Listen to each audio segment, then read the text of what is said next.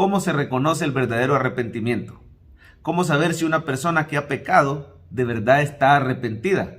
¿Acaso lo sabemos por las lágrimas?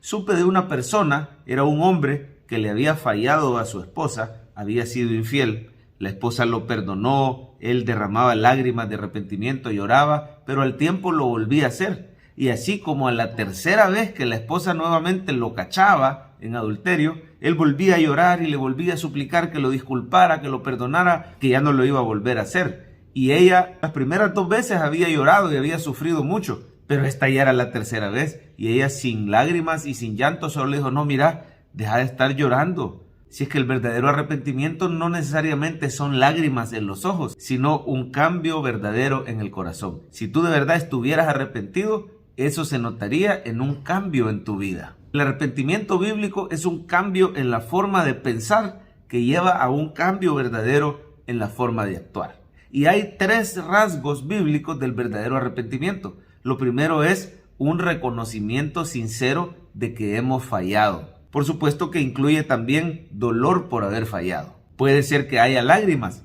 o puede ser que no, pero ciertamente hay un reconocimiento, no hay una negación. No hay una minimización del pecado. No, si todos lo hacen. No, si tal vez yo fallé, pero también los demás. Repartir culpas. Negación. Ese no es verdadero arrepentimiento. El verdadero arrepentimiento reconoce como el hijo pródigo, que estando lejos de casa y habiendo tocado fondo, dijo, he pecado contra el cielo y contra ti. Me levantaré, dice, e iré donde mi padre y le voy a decir esas palabras. He pecado contra el cielo y contra ti, yo no soy digno. A pesar que el arrepentimiento del hijo pródigo no era perfecto porque fue movido o motivado por el hambre, pero en realidad iba por buen camino al reconocer su pecado. Así es el arrepentimiento que viene delante de Dios humillado diciendo, reconozco mis errores. En Levítico capítulo 5 vemos que el pecador muchas veces no había reconocido su error o no se había dado cuenta que había fallado, pero cuando lo reconoce y entiende que es culpable, lo confiesa. Y ese es el principio del arrepentimiento. La Biblia dice que el que encubre su pecado no prosperará, pero el que lo confiesa, el que lo admite, el que le reconoce y se aparta, alcanzará misericordia. Así que, primera característica del verdadero arrepentimiento, reconocer que hemos fallado.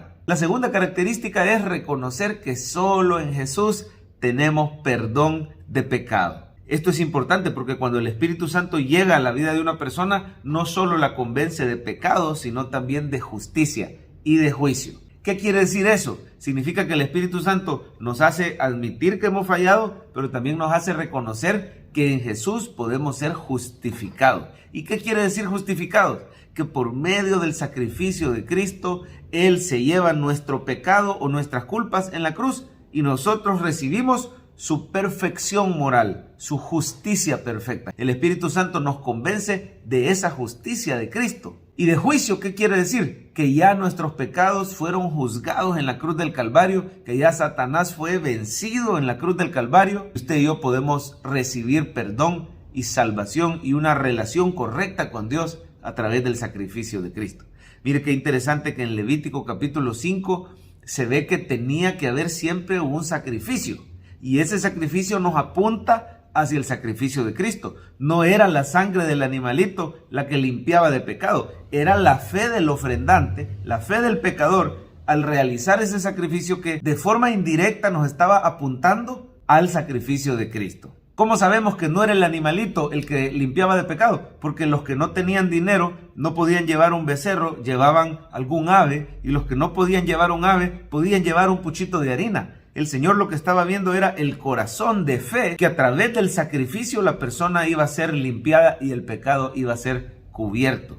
Así hoy en día el Señor no nos pide que hagamos actos de penitencia, el Señor no nos pide que paguemos con dinero por nuestra indulgencia. El Señor lo que pide es un corazón de fe que reconoce que solo en Jesús hay salvación. El verdadero arrepentimiento corre a Cristo y se agarra del sacrificio de Jesús para recibir perdón de su pecado. Y por último, el verdadero arrepentimiento está dispuesto a reparar daños a aquellos a quienes dañó. Esto de reparar los daños a las otras personas demuestra verdadero arrepentimiento, porque la persona ya no está dispuesta a seguir en las mismas, sino que quiere caminar en dirección contraria. Si antes estafaba a las personas, hoy se vuelve una persona dadivosa para con las personas. Si antes odiaba a las personas, ahora se vuelve una persona amorosa, servicial y perdonadora con los demás. Esta es la doctrina bíblica del verdadero cambio que el Espíritu Santo obra en nosotros. Es un cambio más profundo que aquel que produce solo la ley, porque la ley dice no matarás,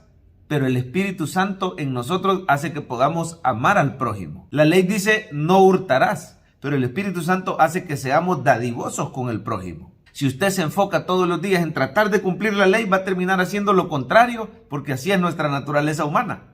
Pero si usted ha creído en Jesucristo, el Espíritu Santo que mora en usted nos va a ir haciendo más y más obedientes a la palabra de Dios y vamos a estar dispuestos a reparar daños.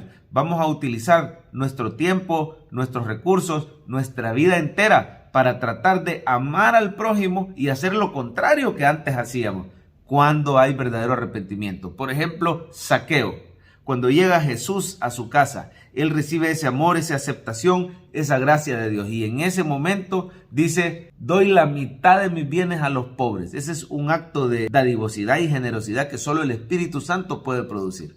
Y dice, y si alguno he defraudado, lo devuelvo cuadruplicado, dispuesto a reparar daños. En Levítico 5 se ve eso también. Cuando alguno hubiere pecado respecto a las cosas santas de Jehová, no solo va a traer el sacrificio delante del sacerdote, sino va a añadir la quinta parte de lo que defraudó. El principio de la reparación de daños.